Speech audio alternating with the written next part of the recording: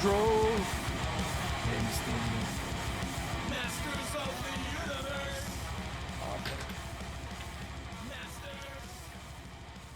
Guess we gotta talk about what everyone's talking about. Bray Wyatt passed away yesterday, and Terry Funk the day before. That's crazy. Yeah. I don't know. It's a weird. Super sad. Didn't week. seem real. There's Even such a- watching SmackDown. I was like, I don't know, it's weird. It's more weird when it's someone that's younger and still current, and you know. Terry Funk, I'm that's- more like, I'll celebrate his career because like he was in pain. Oh yeah. And like he was been hurting for a long time, and like so, as long as he's not suffering, I'm happy that he's not. Lived anymore, longer than so. a lot of the old school guys too. And Like, yeah. I mean, he was what, made 69 or whatever. I thought he was 79. Maybe. Was he? Is it 79? I don't know. I could be wrong. I thought think it was he 69. had some I dementia. thought it was 79, but I'll check right now while you go ahead and do your thing. But Bray was only 36, and I wasn't ready for that. And then I feel like it was like when Pillman died, or Eddie Guerrero died, or even the first day when Benoit died before we knew everything. Like you feel like they're taken from you because they're so young and they're current now. So it's like it's hard when somebody like that dies. Like, and you're like, what? Like Bray Wyatt? How is that? How am I even reading that? Like, what are we doing? Yeah, like, that was it's strange. weird. It's fucking weird, especially watching SmackDown. Did you guys watch SmackDown tonight? Yeah. Yeah, that was Yeah. weird. Just that they were watching a tribute show for Bray Wyatt because he passed. I'm like, what? It was so weird. Yeah, it's really odd, and like I don't even think I've processed it yet. Yeah. Like it's just kind of like, wow, how is he dead? Like, Yeah. I think that's what I thought when I first read it. I'm like, there's no way.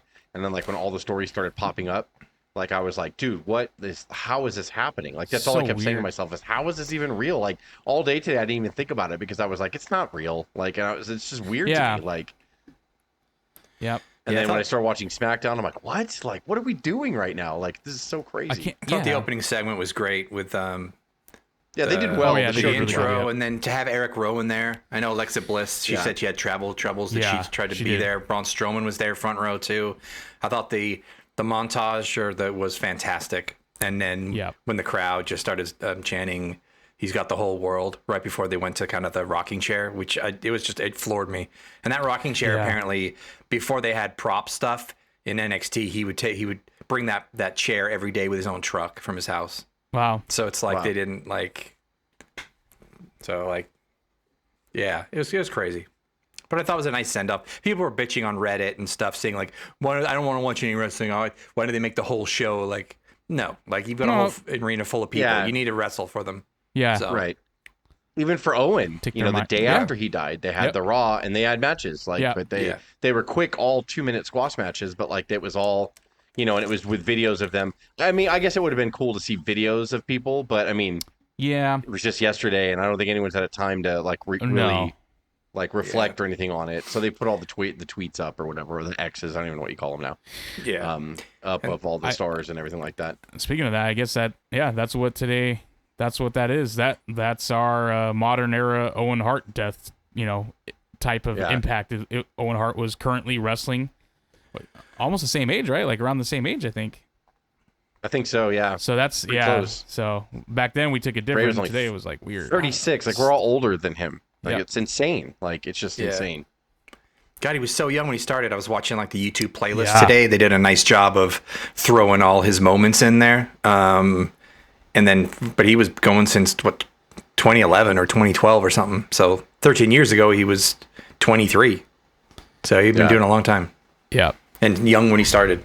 Obviously born into the business, second, third There's generation, a video whatever. circulating that I'd never seen before till today, where he was actually on the Independents wrestling as going by Axel Mulligan, and he was wearing Wow. almost like a I don't want to say Jason mask. It's not the hockey mask. It reminds me of a mask from one of the members of Slipknot.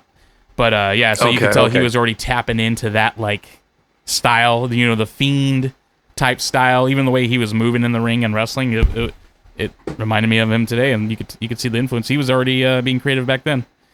He was going down those cooler, more interesting characters and everything. He was actually wrestling Brodus Clay.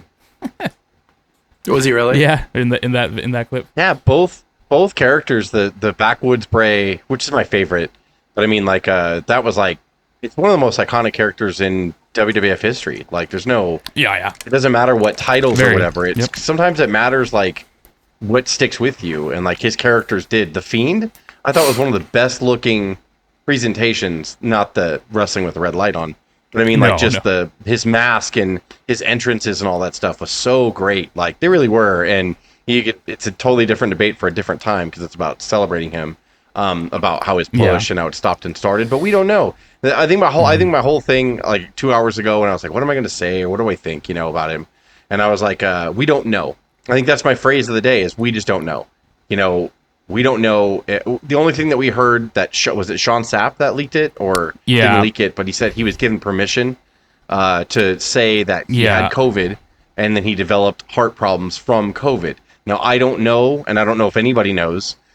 Did he have it, and that's why he was out this last time, and then he just got, or did he have COVID a year ago, and he's been fighting heart issues ever since? We don't know that if all these stops and starts over the last 5 years that they've had with him could have been, obviously COVID wasn't around 5 years ago, but I mean, like, could have been something that he had, like, and he was trying to get it right or whatever. The way they made the heart thing sound my answer is I don't know. I don't know what happened. The way they made it sound like it exacerbated a heart problem that was already there. That's what the way it was worded made it. So he may have had that heart issue. Maybe that was part of why he was gone. Like, I know he left before he returned last year. It seemed like it was a whole bunch of things. It was like injuries and creative differences and stuff like that. Maybe that was the injury, because that's how they kept saying that this time it was a health illness that he was out. It was a life-threatening health illness. And didn't he, again, correct me if I'm wrong, but I don't know where I heard this from, but he seemed like he was like an emotional guy, that he had anxiety a lot and stuff too. And they're finding out a lot too, that a lot of it's ironic that he had a heart condition, because I've read in places too where depression gets brought on sometimes by heart defects. Oh yeah, for sure. And like a lot of patients, when they have triple bypasses, when they come after they recover from triple bypass, they're not the same anymore. They start having panic attacks, anxiety attacks, and they don't know why. They're afraid of things they used to not be afraid before. They stress about things. And someone on my dad's side of the family he was totally fine, and then he started having heart problems. He had to he got rushed in for a triple bypass. Most outgoing guy, just loved people around him or whatever. And then after he recovered, he had anxiety attacks. Never had them before. When something goes wrong with your heart, it could definitely play with like your adrenaline and your anxiety and all that stuff. And then just when a heart defect wreaks havoc on your body like that, you don't know how to act or feel or anything. So here he is in this high industry where he's got to be creative. You got to fight for your spot. You got to, you know what I mean? You got to perform when the light's on or whatever. And he's under high stress situations. And, and again, I'm all just guessing. I don't know. But at the same time, it just kind of seems that maybe it was all snowballing, which is just insane to think about with someone who's 36 years old. Like, I just don't get it, man. Like, yeah, we all thought it was kind of mental or creative related, and they actually put out something a couple of weeks ago that's saying, no, there's an issue, and it's multi-layered, and it's actually life-threatening. So you knew then. It was like, okay, shit, I wonder what it is. So who knows what he's been, not that we deserve to know or it's owed to us at all, but... Yeah, that's a good phrase to think about. We're not owed it at all, and like it's just so we wrestling fans get into it, right? Because the whole wrestling's a fantasy. The whole wrestling world is, and we want to think we know why they're out, or I bet he's pissed that he had to lose to so and so, whatever, But it's like really we don't know, and we don't know what these problems are, and you do got to give kudos, right? Because so many things that leak or whatever, maybe this is me guessing again, but Triple H knows all about heart problems, and he was probably like, let's not talk about this. You never know, like. I'm not saying they go out of their way to leak that, but a torn knee or a blown out whatever, that gets public because it's like every team in sports reports, that injuries. But the mental stuff and like a heart issue is like kind of private, and I'm glad that we didn't know, and I'm glad we still don't know. And one day somebody, whether it's the Rotundo family or whatever, like will release it, and then we'll know. Yeah. Yep. Yeah, it's crazy. I for some odd reason, well, maybe we can go around the room. The match of his that sticks in my head is against Daniel Bryan at the Royal Rumble of 14. Is that the strap match? Yep, that's 2014. No, that wasn't the strap match. I don't know why it was, because a lot of people have just been saying that Bray was all character before, which is insane because I've seen him work, and he's a really good wrestler.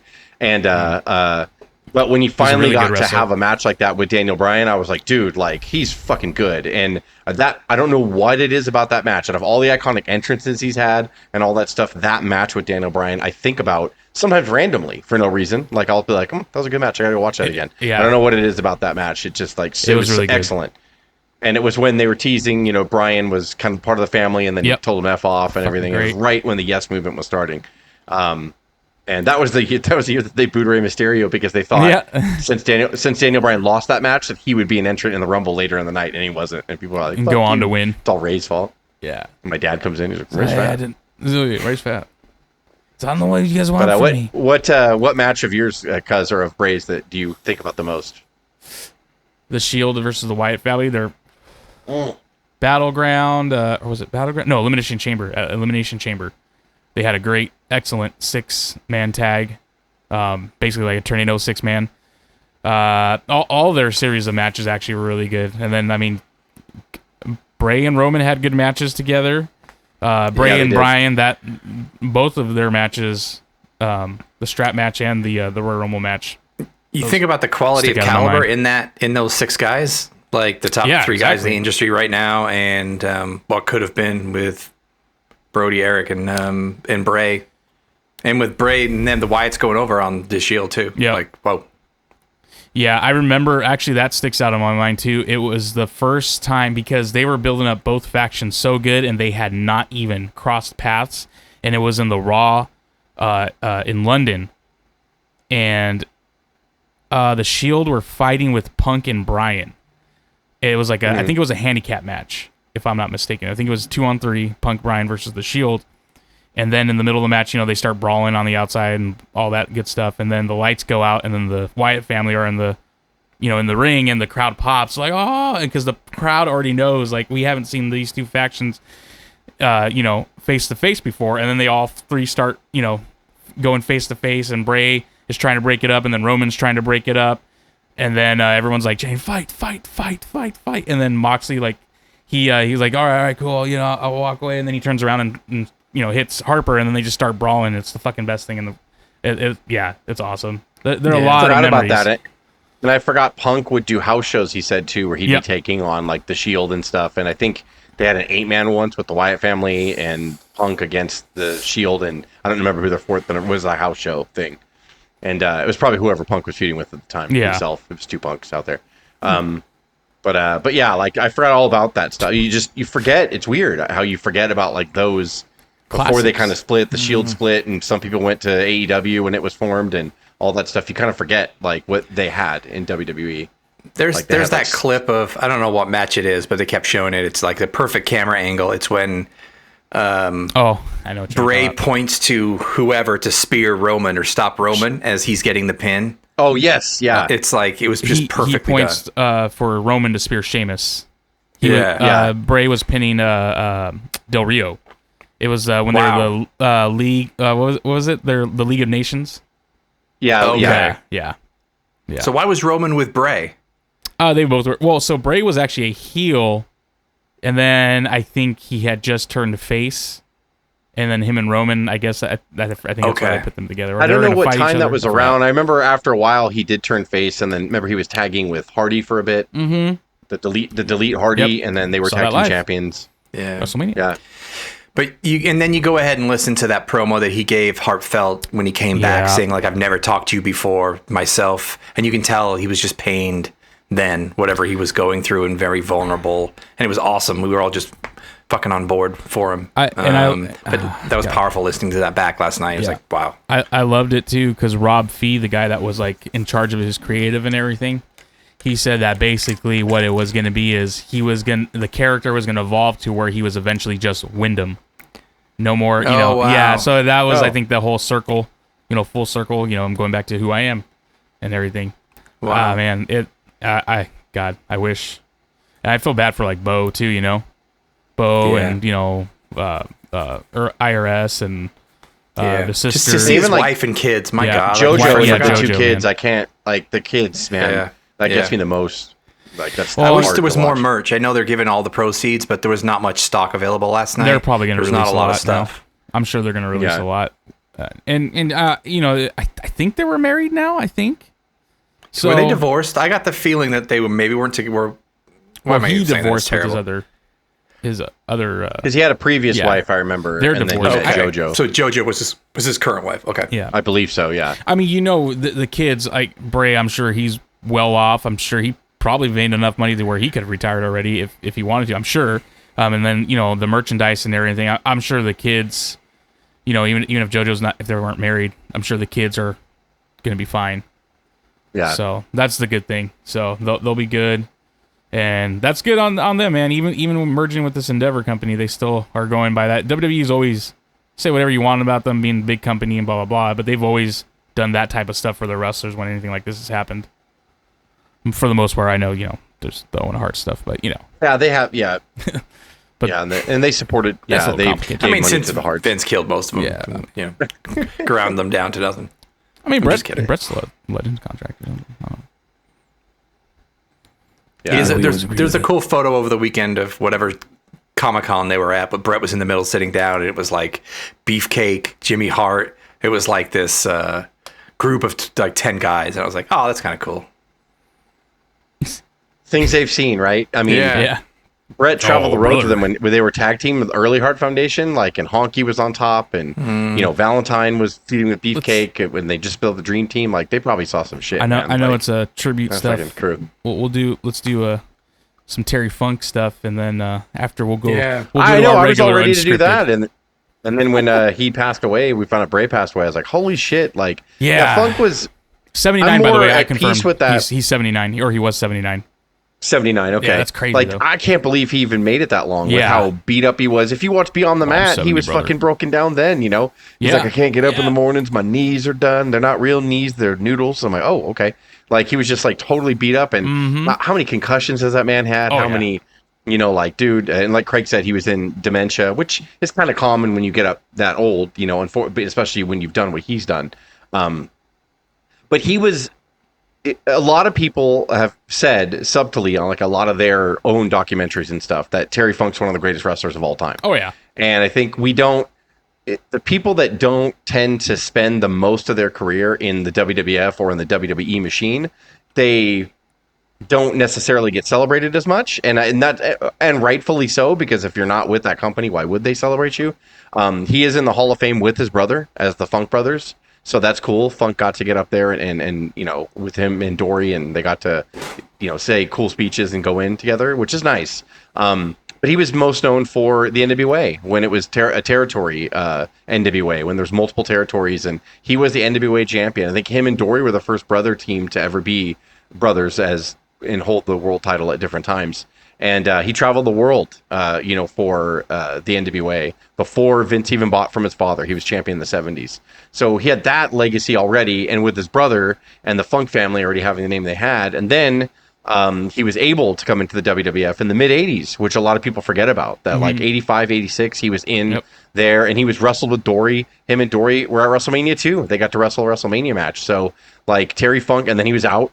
And then Dave always loved the line because whenever Terry Funk's one of those guys that we kind of secretly praise, they're all independent contractors, right? So many people get stuck in a rut. I can't leave.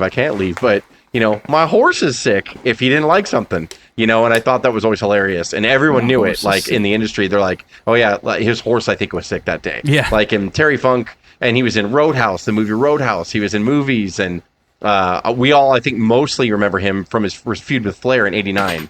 When he came back. That Funk is my favorite Funk, where he was the middle-aged and crazy, my God. And he just, he did not care. We were at a house show in 94, and we saw him whip a fan in the face with his towel. He'd come down with a towel around his neck, and the fan fucking got brave and leaned out, trying to grab it, and he just goes, boom, and whipped him right in the face with a towel. And it was hilarious. We were dying. We're Jesus, guy. And all the stuff he would do on the outside of the ring. And let's not forget how he was a major, major, major contributor to ECW becoming successful. You want to talk about burning your memories?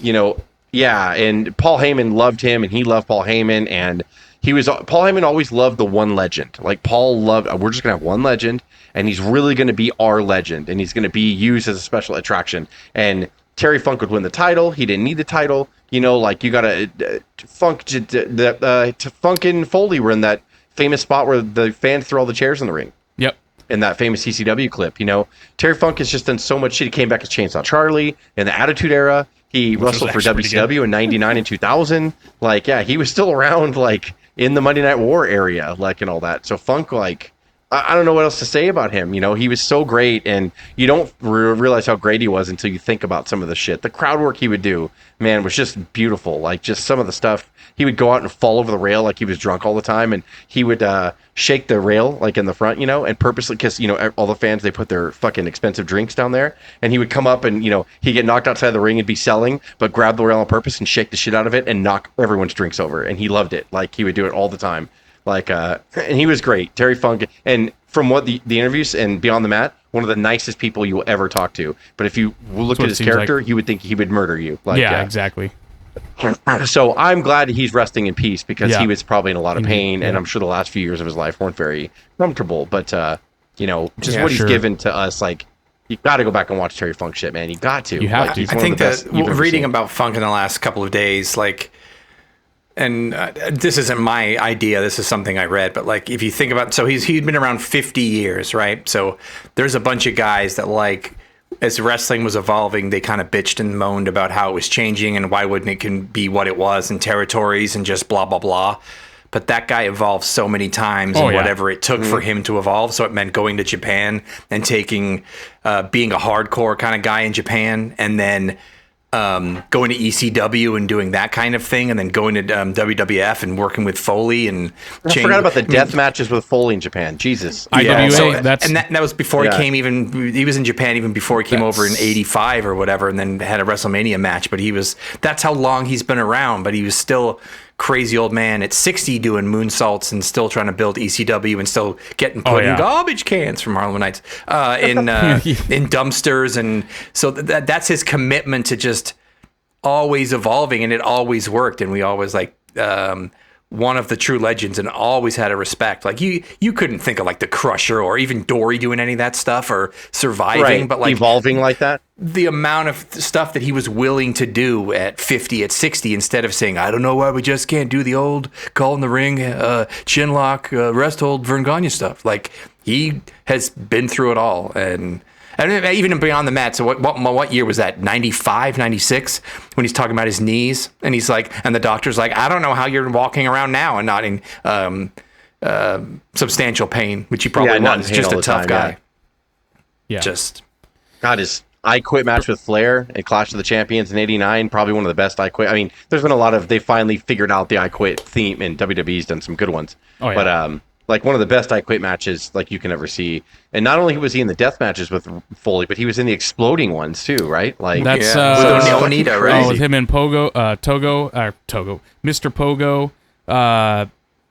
There's the one that's burned in my memory is him and Pogo. God damn it, Mr. Pogo. He teamed with Mr. Pogo. I forgot who they faced.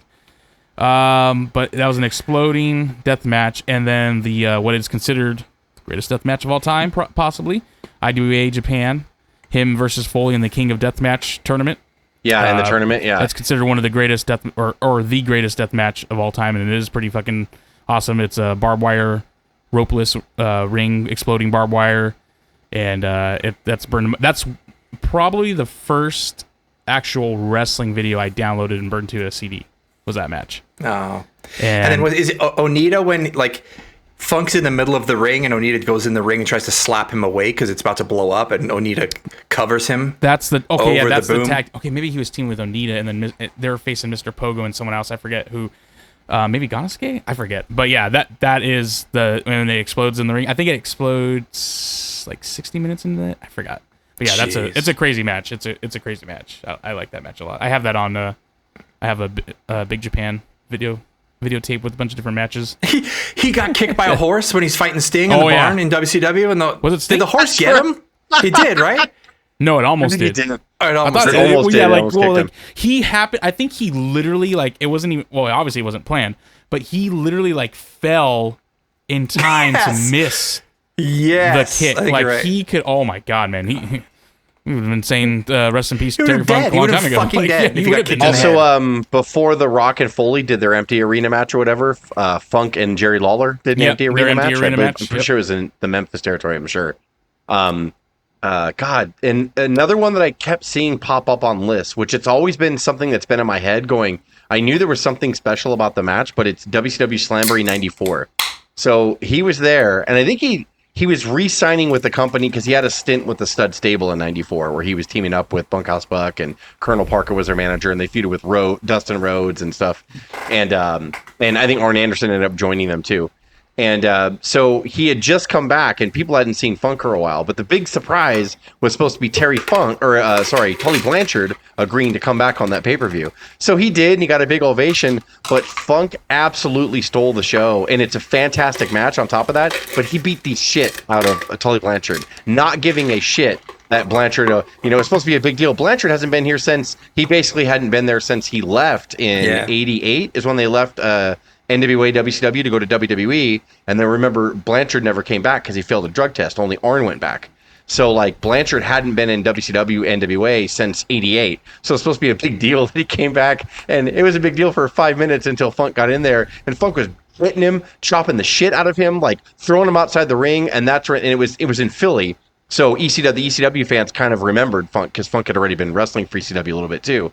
Because I think Funk was in there in 93, and then when he left WCW, he was back in 95, 96, and 97. So like the guy, the hat guy from ECW was in the front row of the WCW Slamboree, and Funk went out there and grabbed his hat, put his hat on his head, and like people were just fucking dying like in the crowd. And then he would get in there and beat the shit out of Blanchard some more, threw Blanchard out, and that was when he pushed the rail and pissed off everybody and knocked their drinks over. And he kept climbing over the rail trying to like point at someone in the crowd. There was he was just randomly pointing and like he was out of it and like trying. And people, I remember like the magazines after that going like, Terry Funk is a goddamn pro. Like, and he just was awesome. And I kept seeing that on tribute lists that people would put out for him. Every list had Slamboree 94. And I remember when I watched it when it was live, I was like, this is not supposed to be this good in that sense. Like it could have easily been boring, and both guys are older and they could have just wear down hole or whatever. But yeah, and Blanchard threw back too. I'm not saying Blanchard didn't, but I was like, dude, like this match has no business being like this. Like he was always so ungraceful, but like I think he knew always what he was doing. But like the way he would somersault over the ring, the way he would just go on the concrete, the way he would flail. Oh, his moonsaults. It was always It was never like he was always to one side. Go back and watch Barely Legal, where he faces Sandman and Stevie Richards in the triple threat ladder match. Oh, everyone talks about that. That is burned in my mind when he does a moonsault and he lands on the guardrail.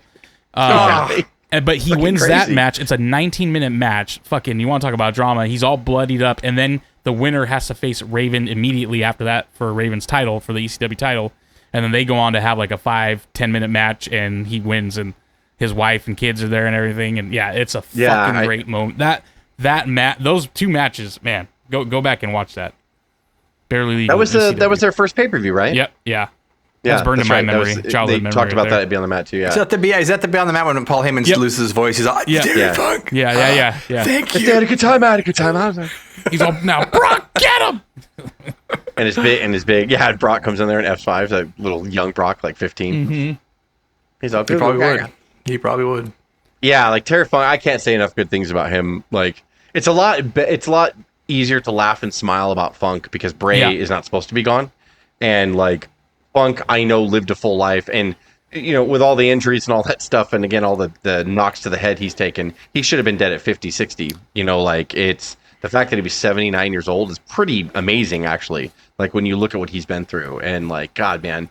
Funk's been in there with everybody. Tough. I mean, really, 50 years he's been there with everybody. He didn't really fall into the drug trap, really, huh? Like I'm sure no, I don't believe so. Beers and stuff, but that's about it. Yeah, he was like an actual rancher. You know what I mean? Like he was just a tough cut son from of a different cloth. And, it's like the Harley race kind of. Yeah. Wahoo, just where you lived your gimmick 24/7 and whatever. Like if you fought in a bar because someone questioned your wrestling was fake or your heel, like. My God, 50 years in the business. Yeah. Well, we got to pay the tributes to both guys. It's unfortunate that we have to do that because of them being gone. It's sad. And you know what I love is when the internet wrestling community, for as awful as it is, when we come together and out of just mutual respect for what these guys do, like we all just kind of grieve together. It's those moments where I'm like, all right, like we all scream at each other for 23 hours a day, but like on this 1 hour, we're like, dude, that was awesome. Like, we love Bray, we love Terry. We You miss have him. the Like, idiots that are making their clickbait, posts. Oh, and, yeah. and oh my god, dude! But it's like I'm not gonna interact with it. Not gonna. Don't even even right now mention you're their saying? name. Yeah. Don't even. Don't even mention their names to give them that because they're doing that because of the clicks. You get that, and that's what Yeah. I'm like. Man, Yeah. at least fucking mean it if you're gonna be stupid. Yeah. Like, but if you're just doing that, you're just a fucking pussy coward. That you're literally just doing that because you don't believe in what you're saying. You're just doing it because you know it's gonna get a reaction. Yeah. I've seen quite a few. They have thousands of followers and stuff, and they're saying stupid stuff. I'm more just talking about the fans, like not the shitty tiny. They're podcasters, like, tweeters. They're not even podcasters. They're just fans Yeah. with their opinions. No. That Yeah. get to, I don't know. But I mean, I didn't even know what to believe with Sean Ross Scott or whatever last night. I wanted to blow him off. I was like, that dude's full of shit half the time. But most of the time. Like, yeah. So like, well, that's what I was gonna say. We could switch gears now. We paid our tributes, so now we could go to our normal Unscripted, where we just All fucking in go is at this it. weekend. Go all in. Yeah, All in let's is go all on in it. Sunday. We're gonna all in on All In. Gonna all in it. Gonna watch it on I have Sunday. no doubt. I have no doubts that it's going to be a really good show. I've taken exception to the build-up. I feel underwhelmed. you have. I'm very underwhelmed. I feel like blowing off, and I don't even know if they're going to blow off. I almost feel if they don't blow off MJF and Adam Cole and have a big turn and end the show with some kind of surprise, I'll be let down. I don't think that Tony Khan and them really expected people to love their tag team like the way they do. And so I would love to see them be friends for like 6 months, like, you know what I mean? And then blow it off like at, the first pay-per-view of next year or whatever. And, or midway next year, that's what I want to see. Maybe they'll shift gears and do it, but I kind of feel like if you're going to put them in the main event of your biggest show you've ever done, then, God, man, I don't know. I think it'll be fine. I want to believe in Adam Cole, and I want to see the old Adam Cole. I really hope they're putting him in the main event position because he's ready and he's healthy and he can be the old Adam Cole. Because I know MJF has proven that he can go. So I know the match is going to be good. I just hope they have some kind of good hook at the end, because a lot of people that normally don't watch the show will watch this Sunday because it's 80,000 people, Wembley, different, it's special. And a lot of foreign markets are going to be watching.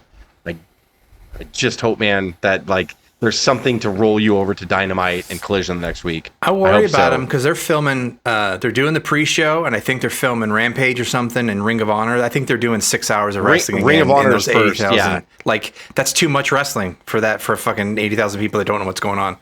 I mean, we went to WrestleMania 34 and we were tired by the end of Roman and Brock, and a match paid for it, and a match known for being completely underwhelming. But it's sitting in the audience, we knew it's because we were tired and over it. We just had no juice left. Yeah. So it's like, it could go badly. I hope it doesn't. I'm full expectations. It's going to be awesome. Yeah, but they're going to have the Ring of Honor event, and then the last match of Ring of Honor, the Ring of Honor event, which is going to be the tag titles, where Adam Cole and MJF are teaming up to take on the Aussie Open. That's going to be on the pre-show, and then they're going to have Hook and Jack Perry on the pre-show as well, and then they're going to start the regular show. it's too much shit. Yeah, and that's they going have to a be lot 4 of hours. shit going. Yeah, it's gonna. Yeah, the regular pay-per-view is gonna be 4 hours. Like, because there's how many matches? 1, 2, 3, 4, 5, 6. If they 7, were 8, 9 matches. If they were smart, they should have actually just done a 2-night event, Rampage, 80,000 people on Friday night. Take a break Saturday Ring of Honor and in win. an arena the next day. Dude, like, why did they do that? Like that, they probably could have done it. I mean, you could just sold it While as a they're there, 2-night right? thing. Try to get another arena full of 15,000 people or some bullshit. Like, why not? No, I'm Or saying sell fucking group fill the tickets, 80,000. Fill the 80,000 just do Friday it night for twice. Rampage. Yeah, That'd be Just ballsy. for Rampage? 2 nights. Why It's an not? hour long draw. They Madden. can't fill Five, right. 1,500. in No, fucking and then just Kentucky sell the tickets for Rampage. like half the price of the all-in tickets, or do a combo deal or something like that. I don't know. If Yeah, you want to yeah, go to I would all in, figure you they- got to buy the Rampage You tickets gotta go all too. in if you're gonna fucking be here. You got to do the Rampage tickets too. You got to do So the fucking matches on Rampage the main show are for the AEW Tag Team Championship. FTR defends their title against the Young Bucks. No Should be doubt in my awesome. mind. Cuz and I were like, we hate the build because we're like, Yeah, these it two was- teams should have the biggest build ever, and this is their rubber match. I I believe wonder if they'll open up with it. it's listed man. first on the Wikipedia matches, which never Oh, means it is. anything, but they might. They could very well. Then we have the Shida, Tony Storm, and Saraya, and Don't Dr. care. Britt Baker in a 4-way for the AEW Championship. I don't care. This could shit the bed, bro, in It's front of gonna be a 80,000 people because their women's matches have not been good. So unless they're bringing in a special agent to guide them through this match could fucking suck. I hope not, because Tony Storm's been working on a new character, and Yeah, I like it a lot. I kind of like it. It's a lot of fun. So yeah, it's a But lot when of fun. the bell And rings, yeah. Yeah. I just wanted her, Told you, Brian, I was Shida right. and her to fucking rematch. I just want to see her and Shida Yeah. again. That would be great. Soraya but is we'll- just it's passed her by. Sadly, It's way past her by, and Britt Baker's never been great. Cuz and I are in agreement on that. People might freak out if they hear that, but she's never been great. Like, so she's so at best. Her character's just over, and her glove and her DMD, like people chant it, and I think that's probably the extent of her reach on that one. But for the whole pay-per-view sake, I hope they don't shit the bed and tear the whole fucking joint down, because that will suck. And the next, I think this is going to be fantastic. It's Darby Allin and Sting against Strickland and Christian That's Cage gonna be now, fun, I'm sure. because they pulled Fox out because I think he has visa issues, so he Yeah. can't I be think there. I think he lost Was his it- grandpa too. Oh shit! Oh Gotcha. shit! Maybe wow. So yeah, and I can't, because Christian is fucking so fun as a heel right now. Yeah, he is. He makes me laugh when he shuts people up. He's like, "Shut up when I'm conducting business," and like if people get so mad, it's great. I think that's going to be a good match. There's going to be bells and whistles. Luchasaurus is going to be on the outside. So he's Maybe gonna choke some we're going to everybody hear through on coffins this and shit. day. I'm just kidding. Right, could Honestly, people say? Yeah, I don't know why Triple H wouldn't let him go. Triple H would be like, "Go ahead." Like, what was Edge's video? I didn't see it. What was his tweet or whatever where he was explaining a situation his in his contract- big lounge chair? His contract's actually not up till September, so he can't go. Is that what he said? Yeah. No, he didn't say that. That was already been reported. And then he said, Triple H might let him go, or Khan might let him go. The other Khan, Nick Khan. let him go just to go. Show Why? up, maybe. Why would it hurt them? It wouldn't won't. hurt them at all. Like, No, I could see him. I could see them letting him do the one off, but his Can you imagine him contract. spearing Christian like It in would be front of awesome. 80,000 people? That That would be place awesome. would go crazy. But like he said, everyone. And then he wins the world title from MJF. Yeah, he just buries everyone just like he did in Yeah. WWE. Dave would just, That's funny. It's funny. I'm telling you, that's what he's gonna do. Dave would uh, just stop breathing. Edge said that none of it's true, the rumors, because everyone's saying like, oh, WWE declined or they couldn't meet the terms and WWE didn't like what he was presenting, and they said nope. Edge says he has an extension for his contract right now. He said Yeah, he just in his doesn't know what to inbox. do. But his current one doesn't end until September, anyways, the end of September. So Maybe he's re-signing a thing right now, and part of that is like, can I go to London for a day? And Yeah. they're like, yes. Like, you know what I mean? You never know. Can you imagine? That's a forbidden door. That'd be That bad show- business. for that Tony would be Khan, the actual actually. Forbidden Door. Finally, fuck. You know, People will shit It's their like, pants. bye-bye. Like wrestling fans will actually Honestly. bye-bye, everybody. Yeah, would Tony Khan let that though? Would Tony Khan be like, what No, am it's I going bad to get out business of for it? Tony Like, Khan. It's purely really think so? Why? for one night only to have him like have that pop and be like the whole moment of thing, and then he's like bye bye, and then he's back to WWE and signs an extension. Like, He says that bye-bye. Yes, bye-bye. Like, Tony Khan's gonna be like, we're gonna stay ahead of this. I want you guys to actually murder him in the ring. Don't let Yeah, him. like, fucking I guess have that's his- true, Don't let him go out on his high He- horse. yeah, he's like, we have the clip, like we have the highlight or whatever, but like, yeah, if he gets the biggest pop on the card, which he would, even Yeah. bigger than their world champion, Just goes back like home. they're gonna be like, fuck it. Whoops. Yeah. But honestly, But Khan's do it. kind of that dumb there. He would be like, okay, Yeah. I've never met him before. I'd love to meet Edge. honestly, his big I've never Yeah, his that would big be critique though is that he's a fan at heart, right? So Yeah. like, you know, he'd be like, okay, like yeah, fuck yeah, let's get Edge over Oh, here. I know. don't I know we're drifting a bit, but you hear what he said about? He was in an interview and he's saying like, "Who else would you trust on your roster, whatever, to book a show or something?" And he said, "Well, I've Hulk told Hogan. my dad that if anything happens to me and I'm incapacitated anyway, the guy that my dad should talk to send it home is Daniel Bryan There you go. That's the or smart Bryan choice. Danielson." That is the So smart he choice. basically right said, which And is then they cut of to an all interview those where dudes Daniel- from Jericho to the Bucks to Kenny, like the guy he trusts to run it in his absence if he was in a coma was Bryan Danielson. there. And then they cut right to Daniel Bryan. He's like, I don't want any fucking part of this shit. The whole like, I'm just I want my money. I don't want to. It kind of seems like he's I don't know, like maybe he's kind of turning his back on the elite guys and siding more with the Punks and the Bryans now. Well, we were it- talking about this last week, right? Collision is the best show. Yeah. I have to say, this last Wednesday, though, out of nowhere, they decided to not make Dynamite sports entertainment, and it was regular wrestling show. Like Renee had worked overtime. She probably is like, where's my fucking money, bro? Because like she was in every interview segment, like a real sports interviewer, interviewing people. She was in every like vignette they And had, she's just good. interviewing I like her. people. She's really good. Yeah. And so it felt more like a sports show to me for some reason, Dynamite this last week. Collision's been like that every week. Yeah, overall it was like there's no build. Like to me, I'm like, why am I excited to go in? But a Collision has consistently been the best show for the last since it debuted. It's the best wrestling show. It's the best it's out of theirs. It moves fast. Yeah, it moves fast and like it's easy. Maybe and Jim Ross, like I said last week, is on his podcast going, there's less crew and there's less talent, so it's a lot easier. It's not chaotic in the back. It's not, he said, she said in the back. It's just strict like this is what we're doing today. So hey man, if Punk wants to fucking do that, maybe he's not the bad guy after all. Maybe Omega and them are just, they don't know they're cancers. They're indie darlings, right? Like they just know what worked for them. They don't really know how to run a fucking pro wrestling company. That's a hard sell. And then a pro wrestling company, by the way, that was thrown in there and they're like, you need 9 shows. And he's like, okay. Like, and just now they're on Saturdays and they're on Fridays. And you know what I mean? Like they're a slave to the network now. And it's like, it's different, man. It's a different world. So he needs people like Daniel Bryan that have been there. And Punk, even. I think Punk gets a worse rap than people think. Like, I'm not saying he's not a dickhole, but you kind of need a dickhole to be your upper management. Do you not? Like, you need someone. Vince was a dick when he needed to be. Vince is like, no, I don't care if that separates the locker room. You fucking, like, he'll yell at Bruce and you make them fucking understand, and this is what we're doing. And so Patterson and Briscoe and them would have to go in the back and, hey guys, this is what we're doing. Shut up. No, shut up. Like, he's got to be a dick. Where are you gonna go? He cares when he needs to. Like RVD said, when I was going to go out there in that hardcore match, Vince said, hey, Rob, if you take chair shots to the head, put your hand up. And then Rob's all, no, whatever, dude. He's all, Rob, put your hand up and protect yourself. Like, so.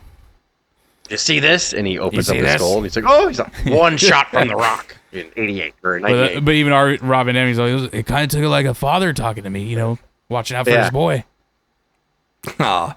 And then we go to a 6-man match, which a lot of people are upset about because they feel Kenny Omega should have a singles match, and we all know who should have the match against, but we've discussed that's going to be saved for New Japan.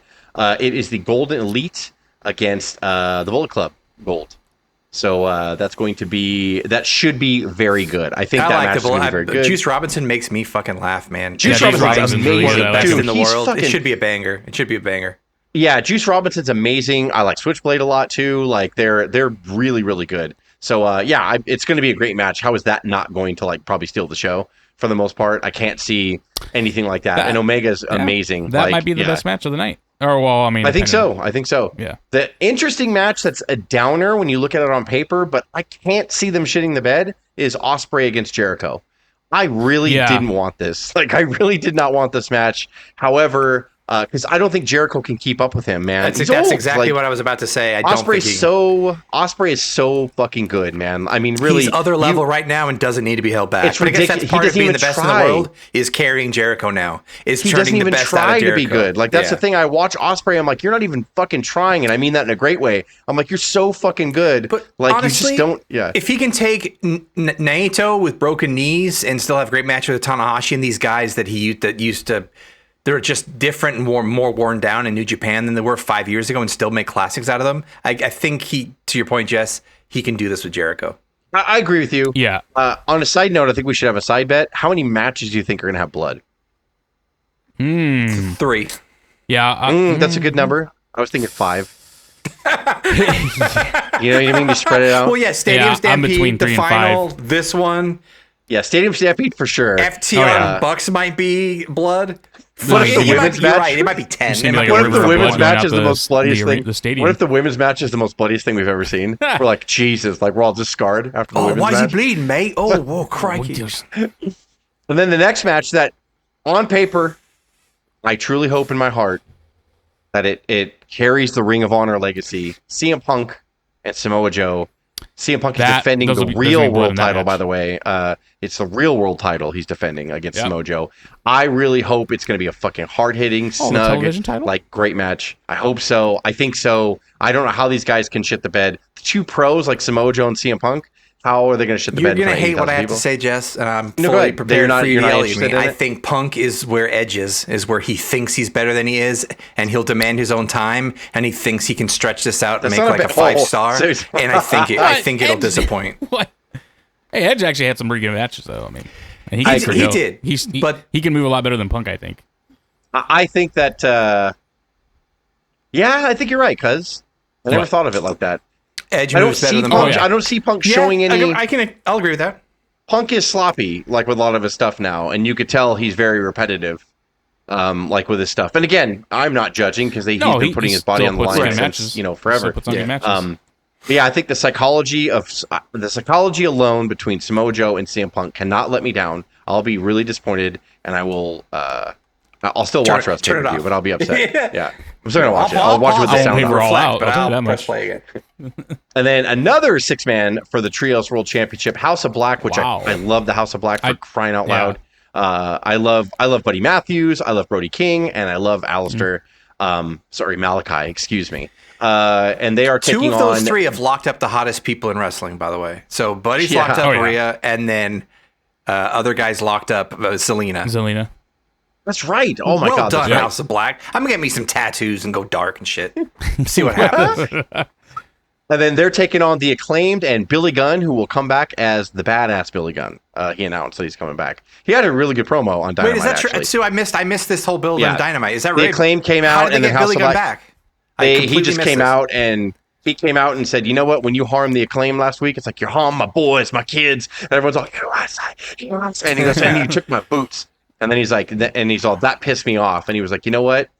I hate to say it though, I was invited to come and be their tag team partner in Wembley. I'm not going to make the flight. Big Daddy, what do you say, Big Daddy Gunn? That's his name or whatever. Or Scissor Daddy Gunn is not going to make the flight. And everyone booed. He's all, yes, Billy Gunn, we'll be there. Oh, And that's everyone cool. freaked. Yeah. So it was really good. I liked it. Yeah. And he's big as shit. He's the Yeah, he biggest is. human being I've ever seen, like proportionally. I'm an ass man. What if they play that? It's going to be like an AEW version. No, it'll be. It won't be a generic song. Tony Khan will go buy. Is there a famous song that has the word ass in it? Like from because Tony Khan will just buy the song because he buys real songs for Fat everybody Bottom else. Girls by Queen, maybe? That doesn't work. Hey, there you go, and it's in Wembley, so Yeah. Yeah. Oh yeah. Shit. it's a fat bottom now. He comes like a cover band plays him out like, of Queen. And then we have the main event for the AEW Championship. Best friends that have ever been.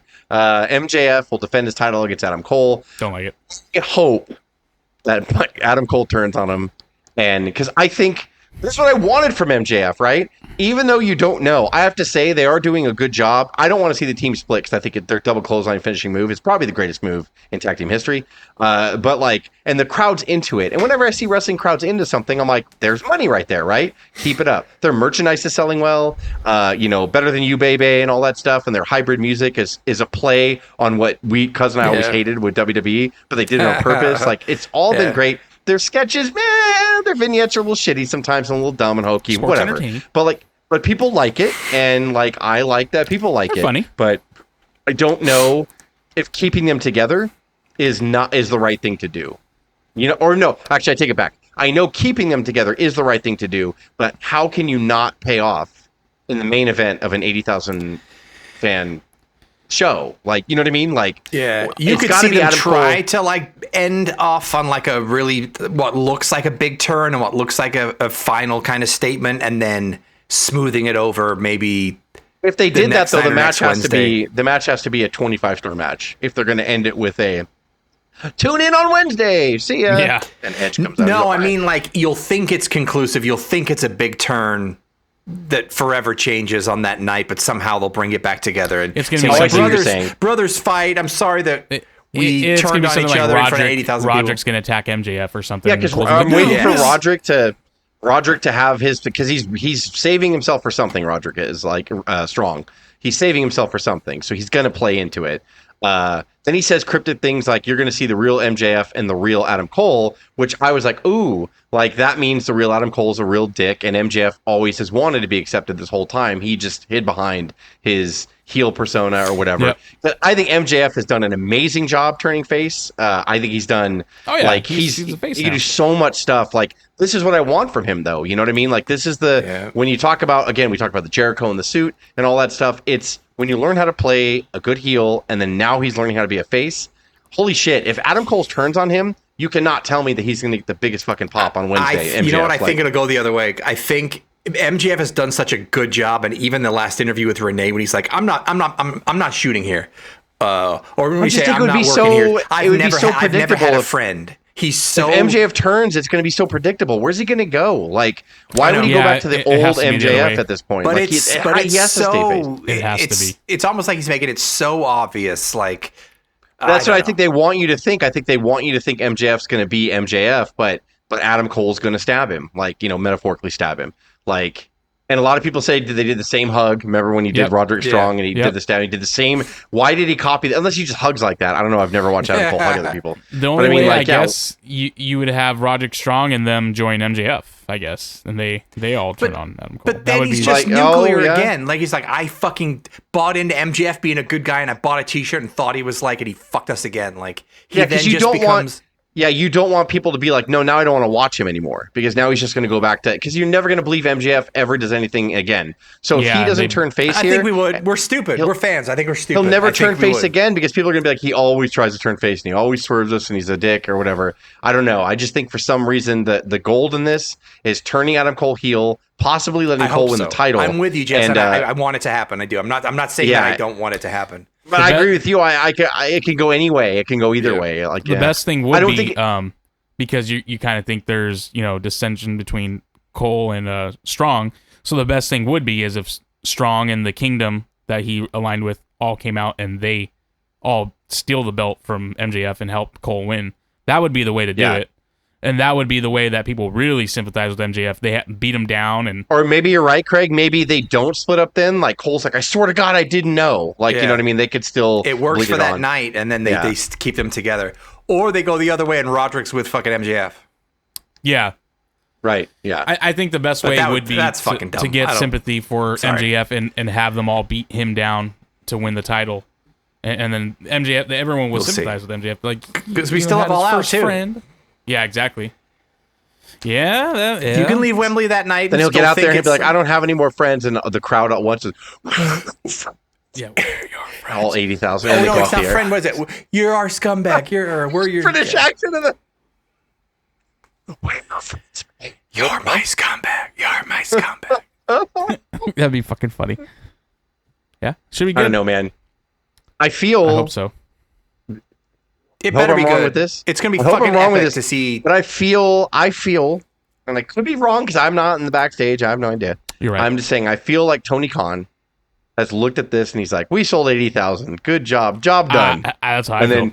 And he's gonna forget to rampage. And he's gonna forget to put on a good show. That's what I'm scared about. Like, he's gonna be like, oh, this has to pay off. Yeah, motherfucker, this has to pay off because this is your big show. Casuals are gonna be, well, whatever casuals are called today. They're different. But I mean, like, people that probably WWE fans that don't want to watch AEW will probably buy this and be like, let's see what you can do. Like, with a bunch of WWF old names, your indie darlings, let's see what you can do with 80,000 people. I don't know, man. Like, I hope to God they don't shit the bed. Fuck. I'm excited for it. If you believe the rumors, a lot of wrestlers are unhappy with the card and the way it's turning out and what they have planned for it. The hype sucked. Like, the build-up sucked. Like, for every match. Dude, they've been building up All Out more than they've done for All In. And you're right, Craig. All Out is the next weekend. Yeah. They've literally been building that more. They've been advertising the matches for that more than they... It seems like, anyways, to me, when I watched their They're already shows. Programmed to not care about that. So when they get back to Dynamite on Wednesday, they're going to be like, we did some shit in England. This Sunday! Yeah, AEW exactly, All Out. Like, that's literally... But and no, this has got to be more... Unless, the only person this is all out is more important to is Punk. So something will happen with Punk and Samoa Joe to help propel them to Chicago. And by the way, we mentioned earlier, but he hasn't been in the discussion at all. Bryan Danielson. Where does he fit in all this? Will he Yeah. show up in England? Where's that homie? Yeah. The Punkin. Yeah. Yeah, I wonder So, how match? far along Who he knows? is from his broken arm, right? It was 10 weeks, about 12 weeks ago, supposedly. Because he But was he's supposed to make All In. It was supposed to be 10 weeks. What I if he's think. running the show and he just sucks and this has been his build Oh up my the whole God. time? He's like, I just don't know how to He's do just this. in I gorilla don't with a get it." headset. Yeah, he's all worse than mad. He's like, I Vince. don't understand. He's like 500 pounds because he's just House of stress Black eating all the time. second. First with music. Go. It's like, what? Yeah, That's it's fun. just Tony Khan's just gonna be focused on making sure everyone's promo has some type of snide remark towards WWE. Is my dad seeing the crowd? Is dad? Do you see? Are you guys proud of me? proud of me? Dad, do you love me? It's just gonna Do be you love everyone me? proud cutting of me? promos. That's it. There's not even gonna be matches. This is Punk. This is the guy that Just caused all the Renee, trouble. and she's just so exhausted and tired. She's just trying to interview everybody. Like Tony Schiavone looking just like a Muppet, like coming out there with clothes that are too big for him. And barely going, it's Sting! Yeah, He's Sting. wearing that shit out. Like, and he's Do you fucking, he think can barely JR's do it. Oklahoma music plays in England for like the one match he's going to commentate? No shit, I hope it's... Who's that what match would fucking be? fat cowboy? And then he's gonna have to walk Sorry. all the way down to that ring. Jeez. There's no fucking my way. God. There's no He's just fucking gonna way. stop come in the down. middle of it and look around the crowd. Huh? Oh my Puts God. together a booth. I'll He see you just soon, starts Jan. building his own Oh house. God, I can't do it. I'll see you soon. I can't breathe. Hops over the guardrail and takes one of the empty seats. All right, well, we're just gonna do it from here. I'm just gonna FaceTime in. Hey, well, you tried, so I'm just going to sit here. Oh, he's out Oh of breath. God damn it! Oh God! Oh my God! Did anyone listen to the Hogan interview?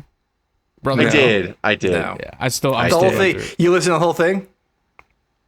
Yeah, like I He's was all like, Barb, yeah. yeah. Like I'm he, halfway I don't through believe anything Hogan says anymore, and like it's cool to see him like get because even Rogan knows like this is Hulk Hogan, like this is like the biggest wrestler arguably like in wrestling history, and like so that's not lost on them.